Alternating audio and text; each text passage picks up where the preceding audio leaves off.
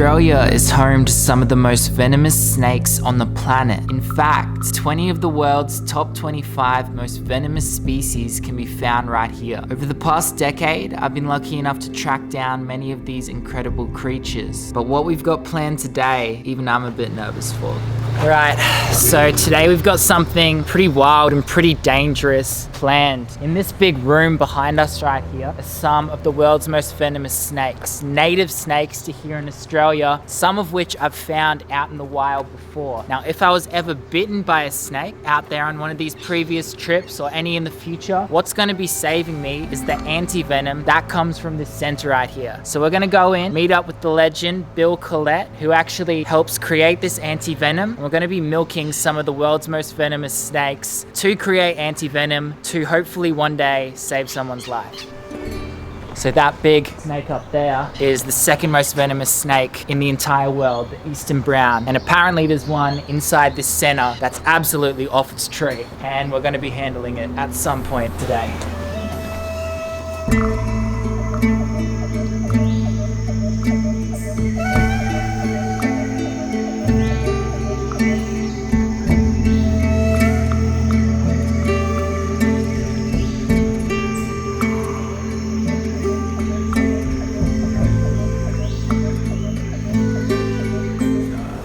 So what species of snake are we grabbing out now? I'm gonna get a king brown out, mate. So Australia's biggest venomous snake. And it's not actually a brown snake, it's in the black snake family. Yeah, he's got a black snake. So yeah, pretty wild and very confusing for most. Yeah. So this is one of the little ones we got. So I'll just get him by the head, and then if you want to come in and grab him by the tail. Yeah, no worries. Okay. So yeah, this is a 4-year-old top end locality, like a Darwin locality king brown. And this one's about 2 meters long? Yeah, about 2 meters. How much bigger could this snake get in its life? It's got the ability to get 3 meters. 3 meters long. Oh, he's just going blue. So he's about to shed. So I try not to restrain him for too long when they're doing that, so I'll just switch snakes. So I'll get this photo out, And so what are these browns feeding on in this facility? Because out in the wild, they're mainly feeding on other snakes? Yeah, so they primarily, hence the name king, like king cobras, you know, they're primarily feeding on other snakes and reptiles and even small mammals and birds. But here at the park, I am only feeding them, let me just got you. Rodents. Rodents. So they eat large rats. But their bite's so strong that I've got to use a plastic that's like 4 times as thick as the one I use for the other snakes, the tiger snakes and death adders and so on. So he will bite on. And yeah, look at that. It's like a very thick venom.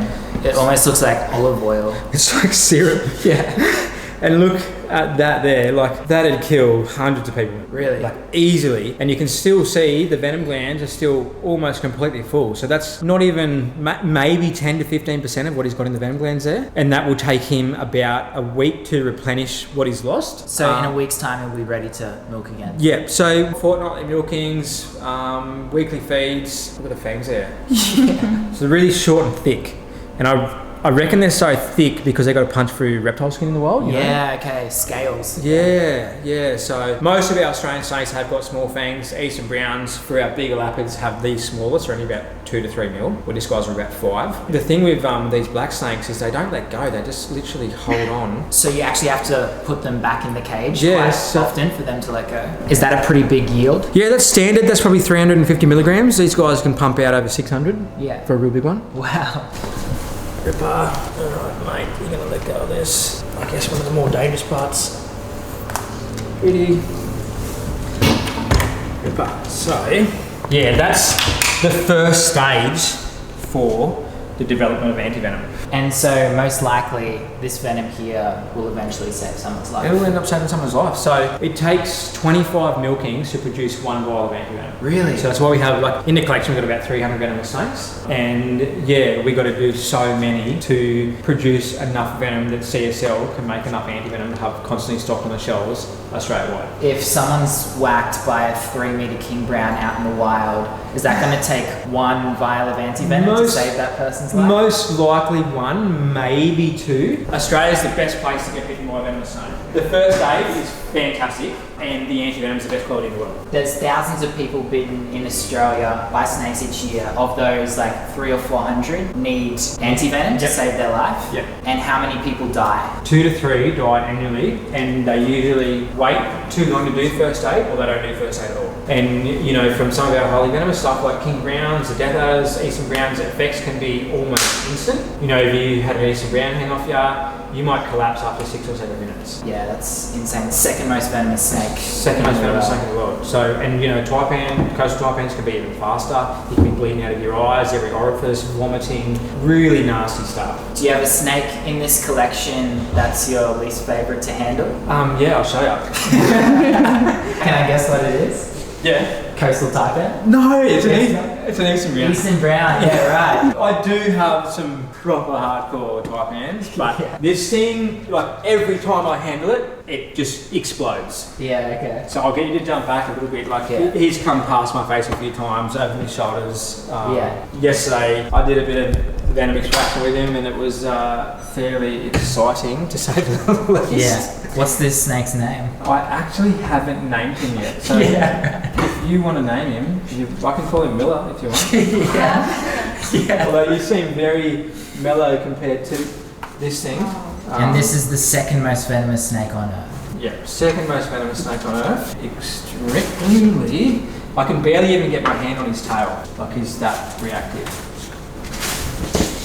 Yeah, so he constantly explodes to sort of any sort of movement, and you see coming up at my chest there. The real benefit, I guess, when you're using hooks, especially in captivity, is you can really avoid those strikes, especially when they mean business like he was just doing there, because you can lock that snake in, especially that first third, and so they can't quite come up to your chest or your face. But have a go at the scar on the side of his neck. Like, he's a wild caught snake from southeast Queensland, and he had a major punch on with something before he was caught, probably when he was much younger. His mouth was wide open then. I don't know if you saw that. I feel sorry for whatever he had a punch on. Yeah, so, but yeah, very reactive to movement. Yeah, look at him, fully striking at you. And that's typical for a brown snake. Where, you know, like with coastal taipans, they're really calculated in regards to their movement, where they wait until they have they think's going to be a 100% chance of actually getting a hold of you. Not that they're aggressive, they're just very good at what they do. So with the death adders, I put them on the bin with, you know, they're so fast at striking, and they're really hard to tail, even they're really long. Like this girl's over a metre, but she's hard to tail. And they're the fastest striking snake on Earth? Yeah, 350 kilometres an hour. Yeah, that's insane. And this individual is massive. Massive, mate. Massive is an understatement. Yeah, so I almost treat them like a pit viper, as in once your hand is in a certain strike zone, there is no way you're getting your hand out of there because it's just too fast. But oh my god. Wait till we stretch her out on the pin and pad here. Look at that snake. Her sheer size. Like, no way. Have a go at the size of that. It's like a python. This monster. What would she have been eating to get to this size in the area that she was caught in? I would imagine she was feeding on things like blue tongues. Possibly, you know, little mammals, but yeah, I reckon to get her size, she would have been eating really big stuff, and when you go up to the area she was found in, there's a lot of blue tongues. Yeah, okay. Probably even eating other snakes. Like, so they're cannibalistic. They can be, yeah. It's something that a lot of people realise, but death adders can actually be cannibalistic, eh? And are these snakes, like these adders, immune to other adder venom? Yep. They are. So just overpower them and just eat them whole alive. Yeah, right. Gnarly little snake. Gnarly, mate, gnarly.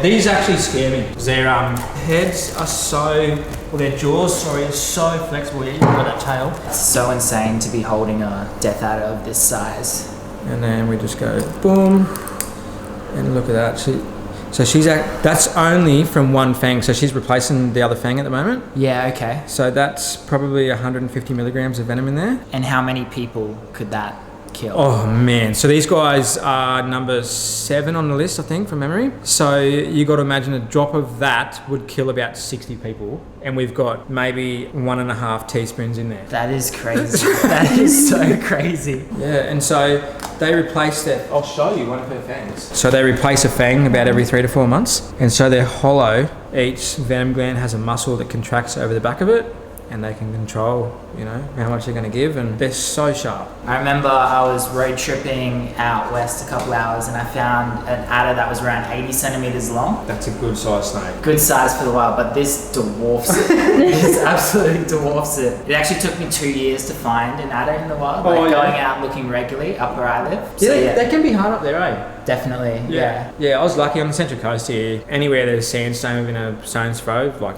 there's adders. So this right here is dried snake venom. Yep, ready for to be sent to CSL, be produced into antivenom. What species is this from? King brown. So the big fella that we had out before. Yep. You've actually been bitten by a king brown snake in 2016, was it? Yeah, and in 2016, mate, had a massive one hang off the side of me here. It was terrible. So it was just a normal day at work. I wasn't milking it.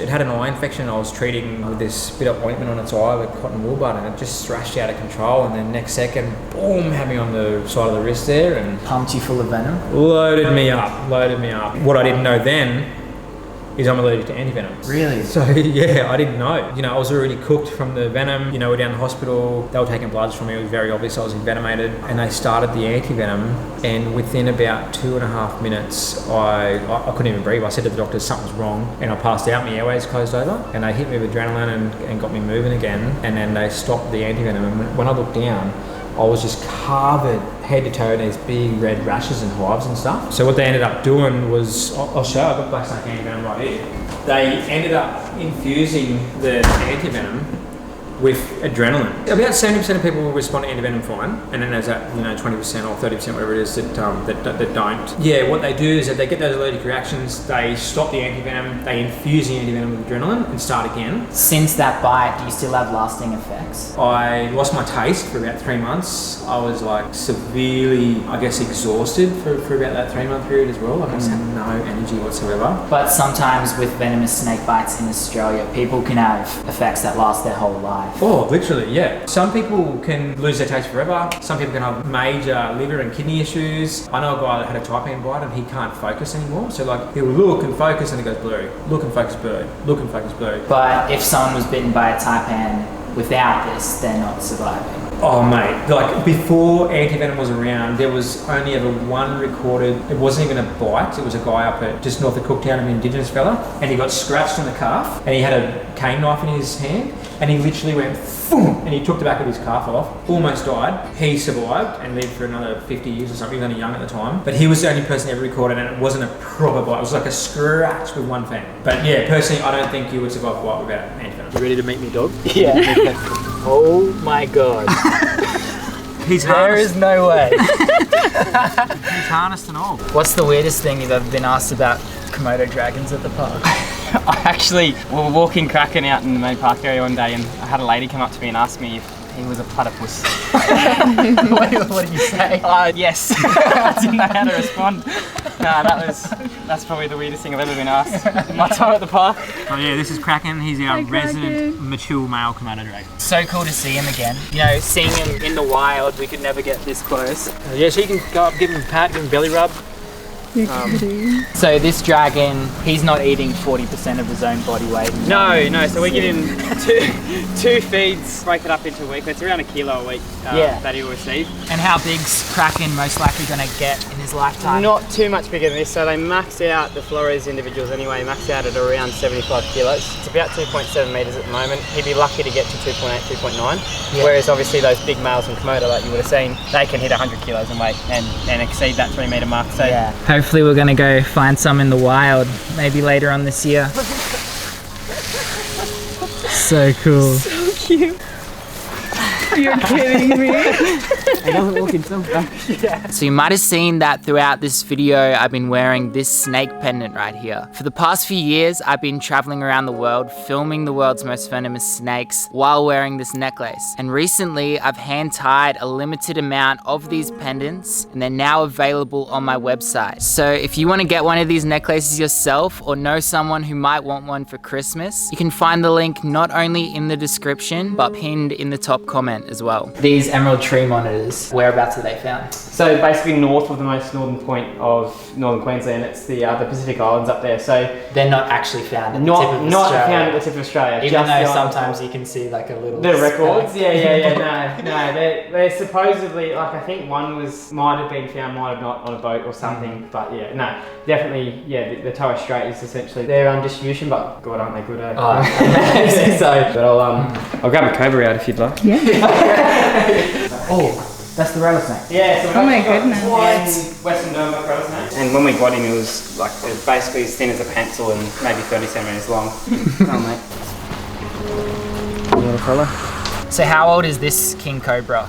This little fella is around 3 years of age. Yeah, we got him around 2 years ago from South Africa. And in its lifetime, a captive snake, how big could this king cobra possibly get? Obviously, I think the biggest king cobra ever recorded was around 5.6 meters in length, so he could potentially reach 5 meters as an adult. You guys don't make antivenom for king cobras? No, so we actually, for all of our exotic venomous snakes, we have to import the antivenom with the snakes. Australian snakes, if you're bitten by them, you might receive 1 vial of antivenom, sometimes 2 if it's an extreme bite. But if you were whacked by a big king cobra, You could be looking at over 100 vials of antivenom. Yeah. Easily. wow. And like, especially for things like your Western Diamondback rattlesnake, the initial dose is 40 vials of antivenom. Really? Initial. Yeah, even from a juvenile snake. When you go over to places like Indonesia, it's very hard, if not impossible, to get antivenom for these king cobras. 100%, and yeah, of course in Australia it's federally funded, so we get it for free. Doesn't matter who you are, where you're from. But over in Thailand, Southeast Asia, where the king cobra is found, you actually have to pay for the antivenom before you receive it. Each vial could be around $1,000, $1,500 internationally market. Yeah, so that is why there's so many deaths and fatalities overseas. It's 180,000 worldwide annually, 1 to 3 here in Australia, and considering we have 9 out of 10 of the world's most venomous snake, we're doing pretty good. If you were tagged by, let's say, a coastal taipan in the top end of Australia and you applied the correct first aid, would you be very confident in surviving that bite? Look, it depends. There's a lot, because you know the taipans that we milk here at the reptile park, all of the snakes have been selectively picked or bred to produce more venom than your average. So some of the taipans in the facility can punch out nearly 5 grams of venom in a single bite, and I don't think anyone is living from a yield of that caliber. But yeah, I think if I got the bandage on straight away and was in close proximity to a hospital, I think I'd have a good chance. But yeah, they were called the killers of Canefield for a reason. There was a 100% mortality rate before the release of antivenom.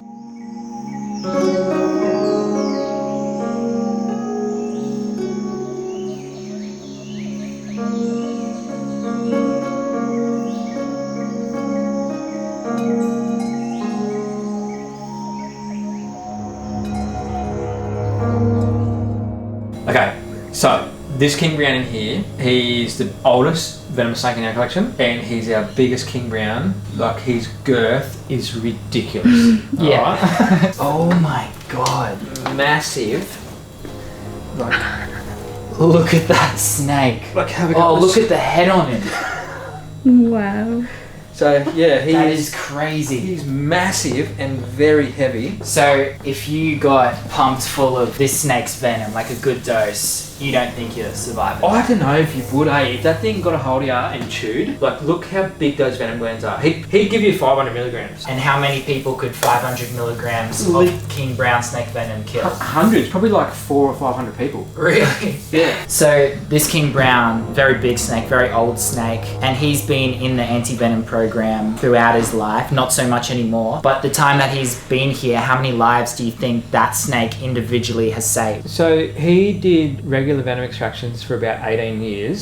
So, you know, you're looking at 25 milkins create a vial of antivenom. He's probably doing 25, 26 milkins a year. So he's probably saved over 18 human lives for his Really? Which is pretty special. And that's bites from red bellies as well? Yeah, it can be red bellies, king browns, it can be spotted black snakes, it can even use it for puppy black snakes. Collets, you know, the Yeah. blue bellies or spotted black snakes, whatever you want to call them. Really, really amazing stuff, man. See, look at that. Venom straight on the fangs there, those 2 big droplets. Oh. So those strikes, and we literally just collect those couple of droplets of venom. So it's a substantially less amount of venom than the snakes. But like one of those, like you can barely even see it. That'll kill us easy. And it's like a pinhead of venom. How do they make anti-venom from that? So they use rabbits. It's really strange. And you might know this already, but their venom only affects invertebrates and primates. So blue tongues can get bitten by them, birds can get bitten by them, dogs, cats, horses, whatever. It doesn't affect them whatsoever. Bites us or an insect, absolute day ruiner. Since antivenom became available in 1981, there hasn't been a single recorded human fatality. Before that, was there 13 recorded fatalities? More than 13. More, and the fastest recorded fatality was an infant. He was 7 and it was 13 minutes and he was dead. Wow. Really? And then the adult one was like under half an hour. And it's a really confronting, like the effects of it. Normally, like the patient will be in the bed, they'll be foaming at the mouth, drooling, loss of consciousness. They go like grey in colour. Really, really hardcore. And they're so common around Sydney. So common. So like where I live on the coast here, these things are everywhere, and I've got 2 children. I've got a 3-year-old and a 1-year-old. So like, yeah, I'm very spider cautious. I do a lot of education with, especially my older daughter, because she knows what's going on now. About not touching spiders and not putting her fingers in funnel web holes in the paddock, because yeah, it can be very bad. So if I was bitten on my hand, what would you do? Alrighty, so 1 wrap. Like that, boom, and then I'd sit you down as well. I wouldn't stand you up. Yeah. I'd go 3 like that. I'd do 1 wrap below, just a half wrap, just to make sure I've covered off on the area. And then I'll just make my way up your arm here. Get those roughly to a square, but just more than the rectangle that they start as on the bandage. Miller, it's going to be okay, mate. Alright, we're in good hands, we're in Australia, there's plenty of antivenom, blah, blah, blah, blah, blah. I'd tie that in there. If I had a second bandage, I'd start here and I'd go all the way to your shoulder, and then just straight to hospital. So compared to some of the other venomous snakes in Australia, these funnel webs, how bad are they? What would you compare them to? Oh, as bad as our highly venomous, like our top 10 stuff. Like brown snakes, yeah. Wow. Redback spiders, yep. The other highly venomous species that lives here in Australia, not nearly as venomous as these guys, but they have caused fatalities in Australia. And there is an antivenom for them as well. Yeah, that's something.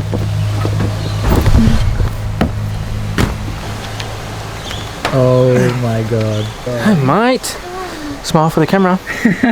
Yeah, they don't do much, eh? Yeah, not as exciting as the snakes for you. They're just like literally camp for 18 hours a day, and then like, oh, I might eat something now and then have another snooze. And oh man, when they bite far out, they've just got a big blunt teeth. Like, I had a big male bite me on the collarbone years ago. I thought he broke it.